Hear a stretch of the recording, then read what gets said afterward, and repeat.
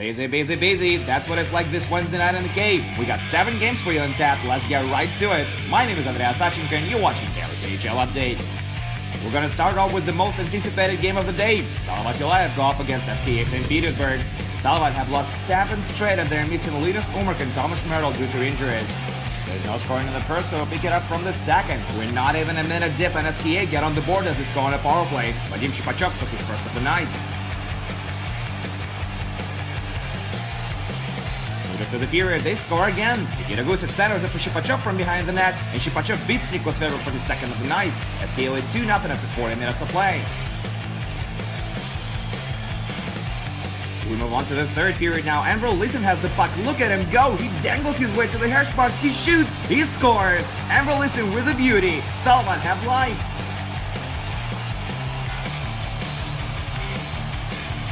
But SKA take it away just 5 minutes later. Vadim Shipachyov buries the rebound from the doorstep to complete his hat-trick. That's his second career KHL regular season hat-trick, and Salavat will not recover from that. They lose their 8th consecutive game, but miraculously they're still 5th in the East. SKA continue to top the league with this 3-1 win on the road.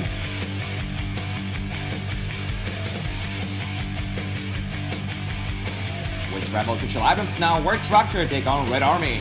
The two met in Chelyabinsk 8 times in KHL history, and Red Army won just 3 games.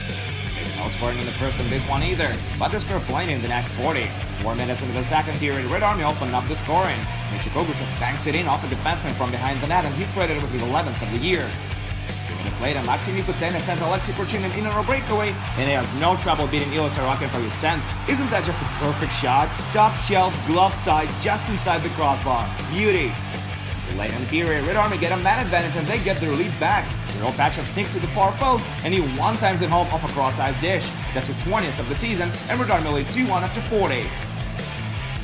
4 minutes into the third period, Truck to tie it up again. It comes off a great passing play. Kirill Koltsov and Alexei Korchinin delivers the puck to Paul Shikura down low and he taps it in. This one is tied at 2. Just over a minute later, Red Army grabs the lead again.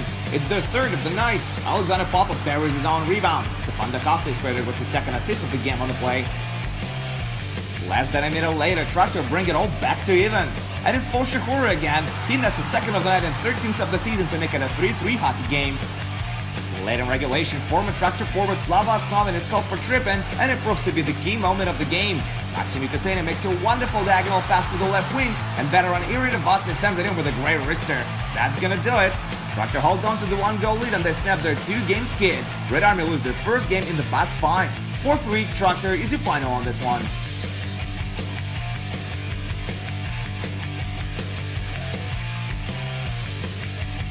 We travel to the city of Belarus now. This is Magnitogorsk, and tonight the reigning champs take on Severstal. Magnitka have clinched first place in the East already. They will also have the home ice advantage in the first 3 rounds of the playoffs. And if Severstal lose tonight, they're out of playoff contention.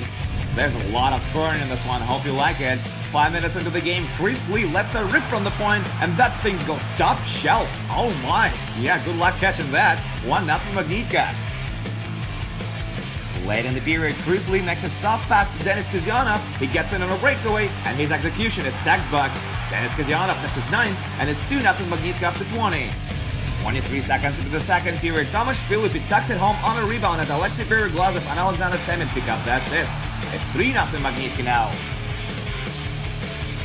A couple of minutes later, Severstal go on a power play. Dmitry Kogorlitsky keeps the puck in the offensive end. He passes it to Wojtek Polak. He feeds Adam Mazur in open ice, and Mazur whams it into the back of the net. Severstal are on the board. It's 3-1 now. It doesn't take Magnitka long to restore the 3-goal margin though. Just a few minutes later, Tomasz Filipi throws it in the slot, and Oscar Osella redirects it into the net. It's 4-1 Magnitka now. 3 minutes later, Captain Sergei Mazyakin one-times it home for his 43rd of the year. He just keeps improving single-season goal scorer record that no one ever is going to beat. Magnitka lead 5-1 now. Oh, but Severstal fight back. Shortly after Mazyakin's marker, Clay Wilson skates into the zone, shoots through his screen, and he scores his 4th of the season. A little later, it's Maxim Chernyov who finds the back of the net. Daniil Vovchenko and Yuri Trubachov draw the assist, and Severstal are down by just 2 again. But late in the period, who else but Sergei Mazyakin scores another one, and it's another one-timer too. Mazyakin enjoys his 3rd consecutive 2-goal game, and with this marker he sets a new KHL record for points in a single season.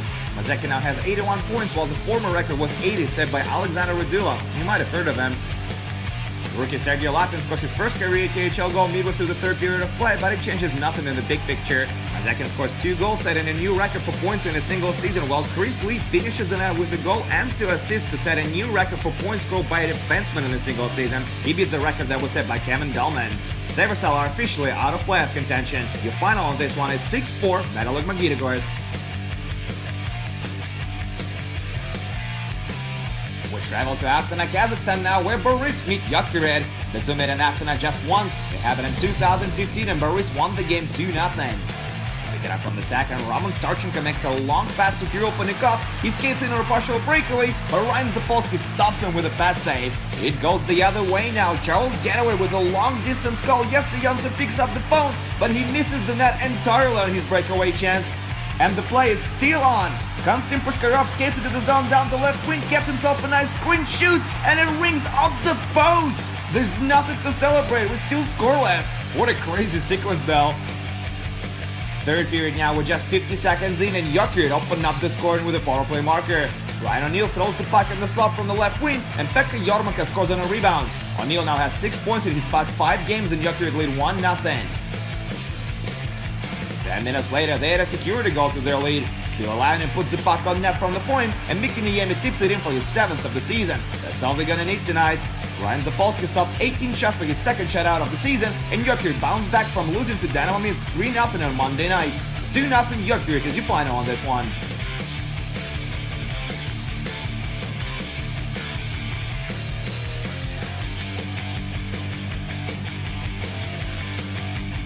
Next up, Torpedo versus Sochi. Torpedo sit comfortably 3rd in the West, while Sochi are 9th in the same conference, and every game is a must-win for them. Torpedo get on the board early. Exactly 6 minutes in, Dmitry Chulenin drops the puck at the point for Dmitry Samin, and he slams it past Konstantin Barulin. Samin scores his 13th of the season, and Torpedo take a 1-0 lead.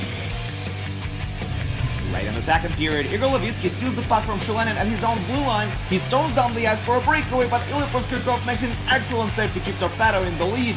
He's got lightning in that glove. What a save!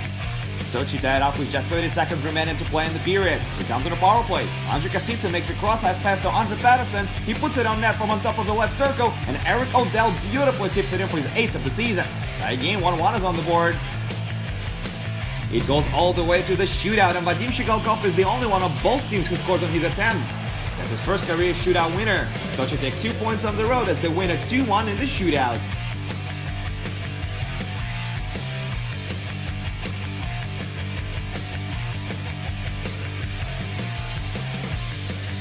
We head up north now, where Yugura take on Dynamo Riga. Both teams are playing for the pride at this point. All of the scoring takes place in the second period. First, Lauris Darjan sends it past Alexander Shurichenko for his 8th of the season. Agnes Kulda picks up the only assist on the play. 10 minutes later, Andrei Kodinov ties it up. He has his 5th of the year from inside. This one comes unassisted.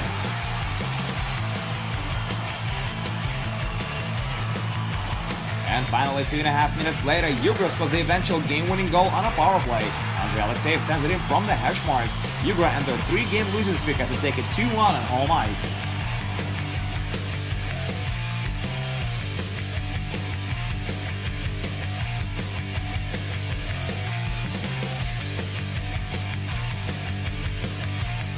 And just one more sport to tell you about. Dynamo Minsk beat Automobilis 3-2 on the road. Alexander Pavlovic's empty netter proved to be the game winner. And that's it for the KHL update. Come back tomorrow though for 6 more games, including Sibir Admiral and Slovan versus Dynamo Moscow. My name is Andreas Sashenka. Thank you guys so much for watching, and I'll see you again soon.